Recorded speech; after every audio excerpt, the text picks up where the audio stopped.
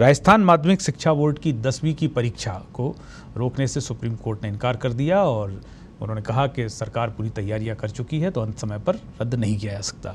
लिहाजा आज से 10वीं बोर्ड की परीक्षा राजस्थान माध्यमिक शिक्षा बोर्ड की शुरू हो रही हैं 8:30 बजे से। करीब 11 लाख विद्यार्थी इसमें शामिल हो रहे हैं। साथ ही एक खबर और आ रही है कि देश में टिड्डी दल की ब्रीडिंग शुरू हो गई है। राजस्थान के पश्चिमी राजस्थान के कुछ इलाकों में ये देखा गया है और भारत, पाकिस्तान, सूडान, सोमालिया इन सब देशों में 4 हफ्ते का, इससे और भी ज़्यादा देश हैं, अलर्ट जारी किया गया है। इन सब खबरों पर चर्चा और विश्लेषण के लिए स्टूडियो में हमारे साथ मौजूद हैं वरिष्ठ पत्रकार एवं विश्लेषक दौलत सिंह जी चौहान। दौलत जी, आपका बहुत बहुत स्वागत, अभिनंदन। अब 1 जुलाई से धर्मस्थल ग्रामीण क्षेत्रों में जहां 50 से कम श्रद्धालु आते हैं, राजस्थान सरकार ने तय किया है कि उन्हें खोल दिया जाए और क्वारंटाइन की जो 14 दिन की लोग बाहर से आ रहे थे हमारे यहाँ देश में, मतलब राजस्थान में, वो भी अनिवार्यता हटा दी गई है। लेकिन जब हम दूसरी तरफ पूरे देश के आंकड़े देख रहे हैं तो ऐसा कुछ भी नज़र नहीं आ रहा है कि क्योंकि आपके बॉर्डर सब खुल गए हैं, एक दिन में मतलब आप सोचिए 24,000 संक्रमित मामले सामने आए, 410 की देश में मौत हुई है। तो आपको ये फैसला कैसा लगता है? क्योंकि खुलना तो सब चीज़ है, ये भी एक अनिवार्यता है। नहीं, ये फैसला ये पहले से तय हो गया था कि जिस इलाके में जैसी परिस्थिति होगी उस तरह से अनलॉक किया जाएगा। और राजस्थान में सौभाग्य से स्थितियां, हालांकि मामले बढ़ रहे हैं लेकिन तुलनात्मक रूप से काफ़ी अच्छी कही जा सकती है। तो उसमें सरकार धीरे धीरे ये कोशिश कर रही है, क्योंकि ग्रामीण इलाकों में हमने ये देखा कि जब प्रवासी आए थे तब भी अपन ने बात करी थी कि भाई जब प्रवासी आएंगे तो ग्रामीण अपने लेवल पे इस तरह की सावधानियां बरतेंगे कि उनके गाँव और बरती भी उन्होंने, हाँ, कोरोना नहीं फैले। और कई गाँवों में इस तरह के उदाहरण हमने देखे कि उन्होंने खुद ने कमान संभाली और जो लोग बाहर से आए थे उनको 14 दिन क्वारंटीन रखा और मदद करी गवर्नमेंट की काफ़ी कि नहीं फैले। कुछ इलाके हैं जिसमें फैल गया गाँवों में भी, लेकिन फिर भी काफ़ी ठीक रहा। तो गाँव को एक मौका है, क्योंकि एक आस्था का मसला ऐसा होता है कि भगवान का मंदिर इतने दिन से बंद है या तो लगातार हर घर में इस बात को लेकर चर्चा इतने दिन से बंद है, तो वो उनको थोड़ा अटपटा सा लगता है। तो सरकार ये कोशिश कर रही है कि एक तरह से लोगों को जो आस्था का सवाल है उसमें कहीं न कहीं थोड़ी सी रियायत बरती जाए। लेकिन अब ये जिम्मेदारी जनता की है कि ये जो रियायत मिल रही है, ये जो छूट मिल रही है, इसकी वजह से कोरोना नहीं फैला। देखिए, हम राजस्थान की बात करें, 327 नए संक्रमित मामले आए हैं, तो वो संख्या कम तो नहीं हो रही है लगातार। मतलब एक तरीके से अभी कोई पीक जैसी बात तो है ही नहीं कि हम वहाँ से नीचे लौटने लगे हों। दूसरा, बॉर्डर आपके चारों तरफ राज्यों से घिरा हुआ राजस्थान है, तो ऐसे में मतलब हम नागरिकी प्रशासन है, हम नागरिक ही सब कुछ हैं। तो हम नागरिकों के बतौर ही बात करें तो बहुत बड़ी जिम्मेदारी है कि आपदा से अभी तक हम बचे हुए हैं उस तरीके से। नहीं, मेरे को लग रहा है सरकार धीरे धीरे ये जो मसला है पूरा जनता पर ही छोड़ रही है। जनता खुद सावधानी बरते, इतने टाइम से लॉकडाउन रखा, अर्थव्यवस्था का इतना बड़ा नुकसान उठाया, तो अब जनता को भी समझ में आ जाना चाहिए कि वो इस तरह की सावधानियाँ जो कही गई है, ऐसी कोई बहुत कठिन सावधानियां भी नहीं है। मास्क लगाना है, हाथ अनुशासन में रहना है, सबसे बड़ी बात बरतना है, बिना काम के बाहर नहीं निकलना। 2-4 चीज़ें हैं जिनका पालन करके आप बच सकते हैं और लोगों को बचा सकते हैं। तो जनता की भी जिम्मेदारी है, एज ए सिटीजन आपका भी दायित्व है कि आप इस सरकार को सहयोग करें और सरकार आपकी मदद कर रही है, आप सरकार की मदद करिए। क्योंकि जागरूकता अभियान भी अब 7 जुलाई तक बढ़ा दिया गया है, राजस्थान सरकार का जो जागरूकता अभियान है, कोरोना जागरूकता अभियान। तो दौलत जी, लेकिन जब हम आंकड़े देखते हैं, क्योंकि देखिए सीधी सी बात है कि आंकड़े जो हैं वो डराते भी हैं। पूरे देश में जो है इस समय उससे वैसी स्थिति नहीं दिख रही है कि जहां हम थोड़ी राहत की सांस ले लें। तो अच्छा, 10वीं की बोर्ड की परीक्षाएं आज से शुरू हो रही हैं, तो एक बहुत मतलब एक तरीके से हर लेवल पर हमें युद्ध ही लड़ना है एक तरीके से अंदरूनी तौर। नहीं, हम 12वीं की परीक्षा करा चुके हैं इससे पहले। अब 10वीं की 2 बची हुई परीक्षाएं सुप्रीम कोर्ट ने कहा रोकने कोई औचित्य नहीं, और सरकार ने जितना भी है कोशिश की कि भाई उसकी वजह से कोरोना नहीं फैले, सैनिटाइजेशन के और डिस्टेंसिंग के और सारे इंतजाम परीक्षा केंद्रों पर किए थे और मुझे उम्मीद है कि आज भी किए जाएंगे। कुछ जगहों पर कमियाँ रह सकती है, उसमें कोई बहुत बड़ी बात नहीं है, लेकिन सवाल ये है कि ये चीज़ें कब तक रोकी जाएगी। इसी वजह से धीरे धीरे चीज़ों को थोड़ी ढील दी जा रही है। आखिर ज़िंदगी तो अपनी रफ्तार से चलेगी। ठीक है, कोरोना है, इसके भरोसे हम हाथ पर हाथ धर के बैठ नहीं सकते, हमने दो ढाई महीने का लॉकडाउन झेला, तो अब हमको अपना आप ही समझ जाना चाहिए कि हमको खुलने के बाद में किस तरह से अपना दिनचर्या करनी है, जीवन कैसे बिताना है, ताकि कोरोना हमको नहीं लगे। क्योंकि वैक्सीन तैयार होने की भी बहुत प्रक्रिया तेज़ है। हम उम्मीद करते हैं कि जल्दी से वैक्सीन आए और इस जो बीमारी जिसकी चपेट में हम बैठे हुए हैं उससे हमको निजात मिल जाए, पूरी दुनिया को निजात मिल जाए। बहुत ही गंभीर मसला है ये। वैसे भी भारत देखिए अपनी जिजीविषा पे भारत ने हर चीज़ को हराया है, और इससे पहले भी ये बात सारी दुनिया में कही गई थी कि हमारी इम्यूनिटी पावर जो है अन्य देशों की तुलना में बहुत सशक्त है, तो हमें उसका भी लाभ लेना चाहिए। उसका मतलब ये नहीं है कि हम जो है बहुत ज़्यादा उसकी आज़ादी ले लें। नहीं, जहाँ जहाँ लापरवाहियाँ हुई है, दिल्ली मुंबई में जिस तरह की स्थितियाँ बनी हुई है, और एक देश की आर्थिक राजधानी है, दूसरी हमारी राजधानी है, और दोनों जगह पे जिस तरह के हालात बने हैं, दिल्ली में अलग कारण हो सकते हैं, महाराष्ट्र में अलग कारण हो सकते हैं, लेकिन सवाल ये है कि वहाँ कुछ इस तरह का हुआ कि ये कंट्रोल में नहीं आया, जबकि दूसरे राज्यों ने करके दिखाया। तो वहाँ क्यों नहीं हुआ? वहाँ भी प्रशासन चाहता तो कर सकता था, लेकिन दिल्ली में राजस्थान सबसे बड़ा उदाहरण है पूरे राजस्थान, केरल के बाद राजस्थान ही है। और भी कई राज्य हैं जिन्होंने कंट्रोल किया, लेकिन सवाल ये है कि वहाँ पे इसलिए नहीं हुआ, कहीं राजनीति हावी हुई, कहीं केंद्र और राज्य के बीच के संबंधों को लेकर के कुछ मदद करने में देरी, इस तरह के आरोप लगे, सारी चीज़ें हुई।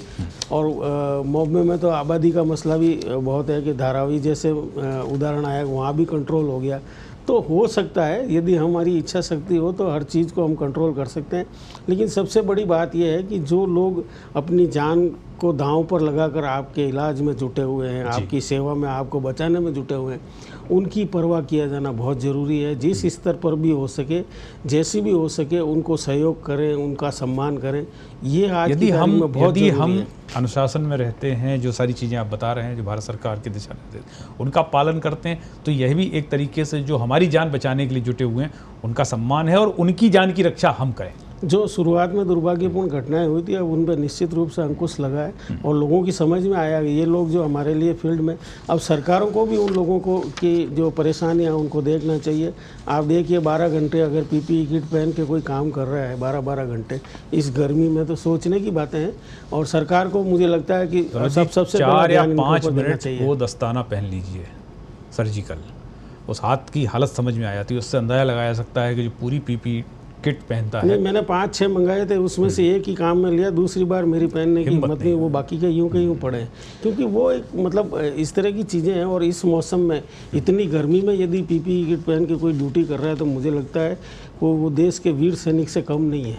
सैनिक का जितना सम्मान होना चाहिए, उतना का उतना इन लोगों का सम्मान होना चाहिए। कहीं हम लोगों को, जैसे भारत में एक आमतौर पर ऐसी हम सबकी मानसिकता है, क्या पढ़े लिखे और क्या बिना स्कूल गए लोग, कि जो भी एक बीमारी हो या सड़क पर दुर्घटना हो या जो भी हो, हमें ऐसा लगता है कि ये हमारे साथ नहीं होगा, ये तो दूसरों के साथ ही होगा।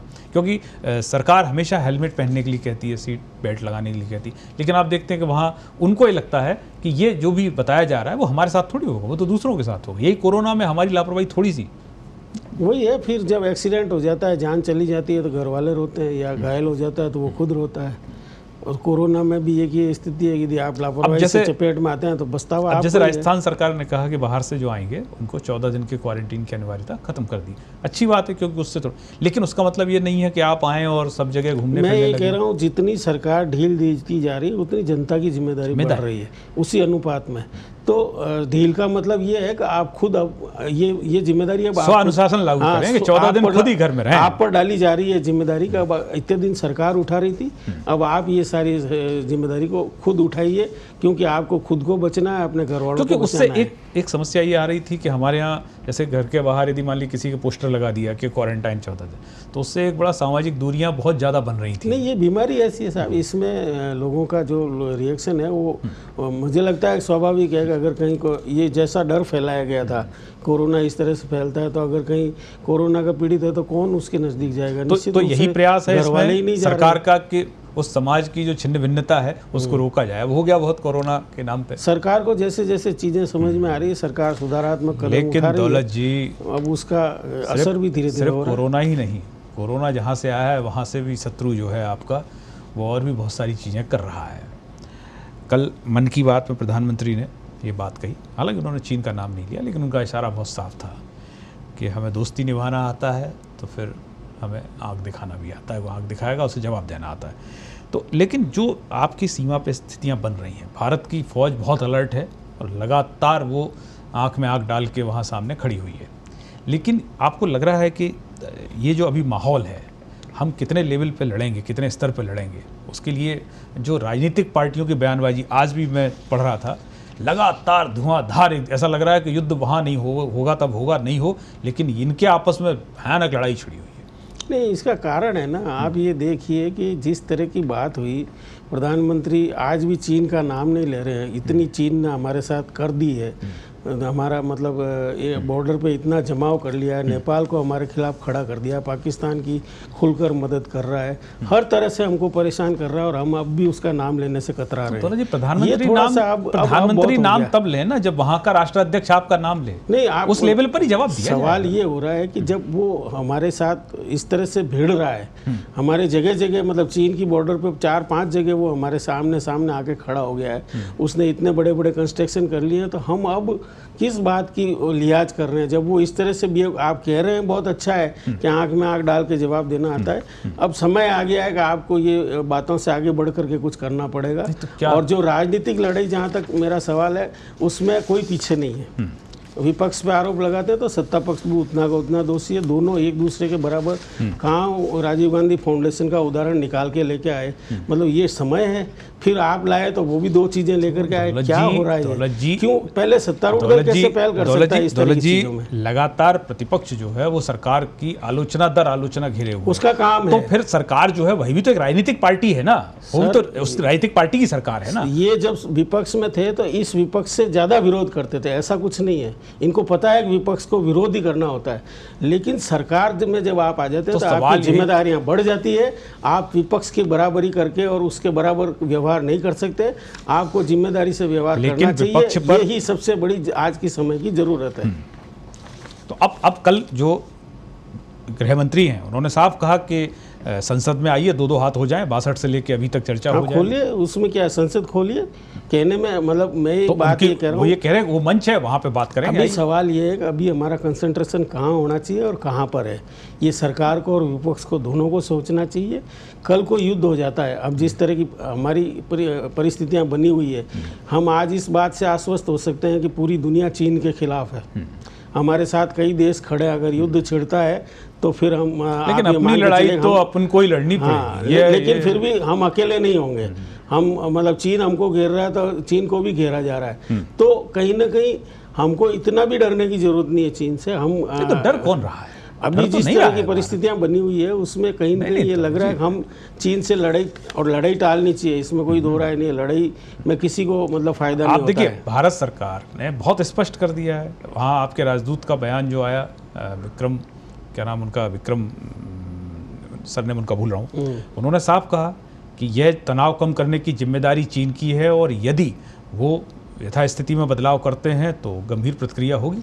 चीन का भी बयान है कि आप जो है हमको हल्के में नहीं ले, भारत चीन को हल्के में नहीं ले, ये जो कुछ भारत कर रहा है ये ठीक नहीं है। तो दोनों तरफ से बयानबाजी हो रही है, स्थितियां सामान्य नहीं है और कोरोना इधर अलग चल रहा है, देश की परिस्थितियां, हमारी अर्थव्यवस्था की हालत क्या है हमको पता है, पेट्रोल डीजल के भाव रोज बढ़ते जा रहे हैं, हम मतलब रोज आम जनता भुगत रही है। तो ये सारी परिस्थितियों में दुश्मन आपको ललकारेगा तो फिर लड़ना तो पड़ेगा ही आपको। बिल्कुल लड़ेंगे, आगे भी लड़े हैं और फिर भी लड़ेंगे और जीते हैं, ऐसा कुछ नहीं है। चीन का मसला है, चीन 1962 के बाद 1967 में भी मात हमसे खा चुका है और इस बार जिस तरह की चीन की इंटरनेशनली हालत है, मुझे नहीं लगता है कि इस लड़ाई से चीन को कोई बहुत बड़ा फायदा, लेकिन बहुत भारी नुकसान होगा। एक बात विश्लेषक ये भी कह रहे हैं कि चीन को ये उम्मीद नहीं थी कि भारत इस कदर उनके सामने डट के खड़ा हो जाएगा इस कोरोना काल में। चीन को ऐसा लग रहा था कि भारत थोड़े के बाद जो है वो समझौता टेबल। चीन ने जब हमारी सीमाओं पर 1962 के बाद अतिक्रमण करने का प्रयास किया, उसको मुंह की खानी पड़ी 1962 के बाद, और इस बार भी उसको पता था और उनको ये भी पता है कि भारत में अब सरकार बदल गई है, किस तरह के प्रधानमंत्री हैं और उनकी क्या विचारधारा है, देश की अखंडता के प्रति ये पार्टी, ये विचारधारा कितनी दृढ़ है, ये सबको पता है। पूरी इंटरनेशनली चीन को नहीं पता, ऐसा नहीं है, लेकिन उसने जानबूझकर, क्योंकि कोरोना की तरफ से या इंटरनेशनली वहाँ जहाँ उनके जो हालात है उसकी वजह से जैसे भी हो, उसने भारत को छेड़ा है और भारत के साथ और उसको ये लग रहा था कि भारत इस समय जो है इस स्थिति में भारत नहीं आएगा कि आपसे वो, लेकिन भारत जिस तरीके से भारत की फौज आपके बॉर्डर पे जाके डट गई है। नहीं, फौज का तो काम है, फौज तो जिस दिन अभी लड़ाई हुई तो उसके ज़्यादा ही मारे हैं, और जब भी लड़ाई होगी चीन को ज़्यादा ही नुकसान होगा। फौज के मामले में हम बिल्कुल निश्चित तो जो रक्षा विश्लेषक हैं वो ये कह रहे हैं कि चीन के लिए ये असुविधाजनक बात हो गई, क्योंकि चीन को ये उम्मीद नहीं थी कि भारत ये कहेगा कि आप लड़ना चाहते हैं तो फिर हम तैयार हैं। नहीं, ऐसे भारत सरेंडर करेगा ऐसा चीन ने अगर सोच लिया तो बहुत ही मतलब उसकी गलत सोच है। हाँ। कोई भी संप्रभु राष्ट्र और भारत जैसी फौज वाला राष्ट्र, क्या मतलब चीन सपने देख रहा है क्या? इस तरह की चीज़ें नहीं है। तो लगता तो ऐसा ही है 2020 में जिस तरीके से उन्होंने उनको लगता है कि बस वही वो हैं। वो गलतफहमी के कारण है कुछ, और ये भी कहा जा रहा है कि उनके जो दोस्त हैं बगल में उन्होंने उनको गलतफहमी ज़्यादा भर दी है कि आप ये समय है, इस समय आप थोड़ा सा आगे बढ़िए। रूस की यात्रा के बाद रक्षा मंत्री जाके आए, उसके बाद में चाइना के तेवर निश्चित रूप से ढीले पड़े हैं, और रूस बैलेंसिंग पावर है। अमेरिका तो अभी चीन से भिड़ा हुआ है, वो तो मौका पड़ने पे चीन को मतलब सबक सिखाने की तैयारी में है। वो तो आपका भी यूज़ करना चाहता है। लेकिन सवाल ये है कि रूस जिस तरह से भारत के समर्थन में यदि खड़ा हो रहा है तो फिर चीन क्योंकि को भारत के द्वारा एयर डिफेंस सिस्टम तैनात कर देना पूर्वी लद्दाख बॉर्डर पे और इधर, ये चाइना के लिए थोड़ा सा असहज हो गया। चाइना इस उम्मीद तक नहीं था, चाइना को लगता था कि थोड़ा बहुत होगा, उसके बाद भारत। चाइना सोच क्या रहा था, ऐसे थोड़ी हम एक मतलब ऐसे राष्ट्र है, इतना बड़ा लोकतंत्र है, हमारी इतनी बड़ी फौज है, आप हमको डराओगे हम डर जाएंगे, ऐसा होता है क्या? कतई नहीं होगा। और हम अगर लड़ाई हुई तो हम आपको बताएंगे कि लड़ाई क्या होती है इस बार। ये तो बात सही है, छोटे छोटे देशों से मात खाए हुए देश, निश्चित रूप से भारत तो बहुत और बड़ा देश हमारी जो घातक पलटन थी उसने उन्हें थोड़ा सा बता भी दिया है कि आपका मार्शल आर्ट जो है वो घातक पलटन के आगे जो है जमींदोज है। लेकिन एक पड़ोसी और है ना आपका, नेपाल। अभी तो उन्होंने नक्शा दिखाया था, पहले एक संशोधन पास भी करा लिया संसद। अब कल वहाँ के प्रधानमंत्री ने भारत पे आरोप लगाया कि भारत जो है उनकी सरकार को गिराने की साजिश रच रहा है, और वहाँ के दूतावास जो है, भारत का दूतावास जो है, ऐसा उन्होंने। तो अब इसको क्या देखते हैं, नेपाल इतना आगे क्यों बढ़ रहा है? भाई, नेपाल में जिस तरह से राजवंश गया और फिर माओवादी जिस तरह से सत्ता में आए, ये कम्युनिस्ट विचारधारा की सरकार है, और उसका भारत की मौजूदा सरकार से टकराना बहुत मतलब सहज है, क्योंकि ये जिस विंग के उसके वामपंथी और दक्षिणपंथी अलग अलग है। अब सवाल ये आ रहा है कि आपकी सरकार गिर रही है ना, आप कह रहे हैं भारत गिरा रहा है, तो ये तो आपकी कमजोरी, आपस में उनके जो आपकी कमजोरी है। उनकी पार्टी के जो चेयरमैन हैं, जो प्रधानमंत्री रहे हैं, पुष्प कमल दहल प्रचंड, उन्होंने तो सीधे सीधे मोर्चा खोल रखा है। आप ये देखिए, नेपाल और भारत ऐतिहासिक रूप से जुड़े हुए हैं, इनको अलग कर से नेपाल जी नहीं सकता, संभव ही नहीं है। नेपाल कितने मामलों में भारत पर डिपेंड है, और भारत ने नेपाल की कितनी मदद की है, ये सब तथ्य है। और आज यदि नेपाल और भारत के संबंध बिगड़ जाते हैं तो नेपाल के तो कई कारखाने बंद हो जाएंगे, मतलब खाना पीना मुश्किल हो जाएगा। इतना हमारा भारत में देखिए रोजी रोटी कमाता है नेपाल का। इसीलिए मैं कह रहा हूँ कि नेपाल का जो वर्तमान शासन है वो अपनी राजनीतिक स्वार्थवश या राजनीतिक लक्ष्यों की पूर्ति के लिए भारत से भले ही पंगा ले, लेकिन उससे उसका पार पड़ने वाली नहीं है, उससे तख्ता पलटेगा। अगर आप भारत के साथ पंगा लेके नेपाल में सरकार चलाना चाहेंगे तो आपकी जनता ही आपको पलट देगी, क्योंकि भारत और नेपाल अलग हो नहीं सकते। तो ये चाइना के बहकावे में थोड़ा आगे चलेगा, चाइना के हिसाब से ये कर रहे हैं, क्योंकि वो भी वामपंथी है, ये भी वामपंथी है, विचारधाराएं मिल रही है। वरना अभी भूटान में भी चाइना ने कोशिश की तो मुंह की खानी पड़ी चाइना को। भूटान की सरकार ने बिल्कुल स्पष्ट रूप से, आप मालदीव में देखिए, जहाँ जहाँ सरकार विरोधी विचारधारा की आई, तब उस समय भारत के लिए अब एक बात साबित हो गई, चीन जिस तरह से सोच रहा है भारत को भी उसी तरह से सोचना पड़ेगा, और पड़ोसी देशों पर अपनी पूरी नज़र रखनी पड़ेगी। वहाँ जो कुछ भी गतिविधियाँ हो रही है उनके प्रति हम लापरवाह नहीं हो सकते। आप बहुत महत्वपूर्ण बात कह रहे हैं, क्योंकि पहले जैसे संबंध थे वैसे संबंध अब नहीं है, और दुनिया भी बहुत तेज़ी से बदल रही है, वहाँ भी सरकारें दूसरी किस्म की आ रही हैं। तो ऐसे में जैसे जो नेपाल का सामने मामला आया है, तो आपने जो कहा कि एक मतलब नया दृष्टिकोण विकसित करना पड़ेगा जिसमें हमारी दोस्ती भी रहे, यारी भी रहे, लेकिन इस तरीके की हालात पैदा हों तो हम उन्हें कम से कम ये भी कह सकें कि आप छोटे देशों के साथ बराबरी का व्यवहार करना पड़ेगा। जो हमारे पड़ोसी है उनकी हम करते हैं, मदद भी करते हैं। बांग्लादेश का तो सृजन ही हमने किया है, और वहाँ आज भी कोई संकट आता है तो हम खड़े रहते हैं। भूटान एक तरह से भारत का ही मतलब। लेकिन दौलत जी, अब क्या है कि ये जो यदि मान लीजिए भारत दूसरे तरीके से छोटे, अब जैसे नेपाल के साथ में कोई वीज़ा या पासपोर्ट जैसा मामला नहीं है, वो कामगार वहाँ से जो आता है बहुत छोटे दर्जे का आता है और यहाँ से पैसा कमा के वो अपनी वहाँ संपन्नता कर लेता है। लेकिन जब इस तरीके की चीज़ें होंगी तो स्वाभाविक है कि सीमा पे फिर आपके कागज़ चेक होने लगेंगे, तो उससे उस गरीब आदमी को बहुत दिक्कत होने वाली है। नहीं, होने लग गई। अभी मैंने देख रहा था कि सीमा के आर पार जो बाजार है उनमें सूने पड़े हैं, क्योंकि नेपाल से ही लोग आकर के खरीद के ले जा रहे थे। दोनों एक दूसरे के यहाँ व्यापार के संबंध है, दोनों की जिंदगी चल रही फायदा थी, भी होता है ना, दोनों की जिंदगी नेपाल की मुद्रा और आपकी मुद्रा के, और आज एक प्रधानमंत्री की या वहाँ की सरकार की जिद की वजह से यदि जनता को नुकसान हो रहा है, जनता ज़्यादा दिन बर्दाश्त ही नहीं करेगी। कि पेट्रोल के दाम और डीजल के दाम लगातार 21वें दिन भी बढ़े हैं, 22वें दिन। पेट्रोल जो है वो 6 पैसे की वृद्धि हुई है, तो अब जयपुर में पेट्रोल मिलेगा 87 रुपये 57 पैसे प्रति लीटर, और डीजल के भावों में 13 पैसे की वृद्धि हुई है। और डीजल अब जो जयपुर में उपलब्ध होगा यानी राजस्थान में 81 रुपये 32 पैसे पर लीटर।